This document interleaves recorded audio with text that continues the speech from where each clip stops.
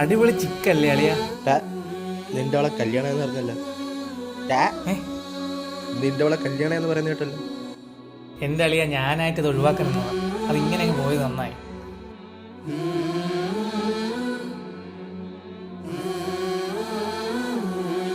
Hello hello, നീ എവിടെയാ? ഞാനിവിടെ ഉണ്ട്. ഞാൻ എങ്ങനെയെങ്കിലും വിളിക്കുന്നേ, നീ എന്താ വരാത്തെ? എടി, നീ ഞാൻ പറയുന്നൊന്ന് കേക്ക്. നിന്റെ അച്ഛനും ചേട്ടനും പറയുന്ന അനുസരിക്കും. അതാണ് എനിക്ക് നിനക്ക് നല്ലത്. എടാ, നീ ഇത് എന്തുവൊക്കെയാ പറയുന്നേ?